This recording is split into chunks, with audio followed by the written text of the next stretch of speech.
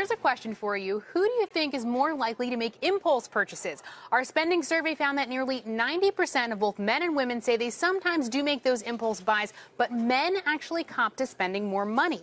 Nearly a quarter of men said they've shelled out more than $100 the last time they made an impulse buy. That's compared to just 16% of women.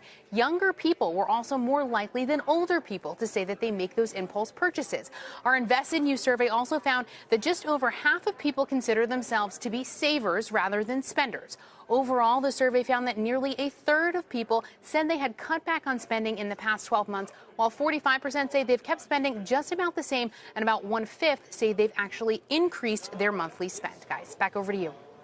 Let the record show men doing more impulse buying than women. Spending more, too. It's all those gadgets. That's what I said when I saw that number. Right? All right.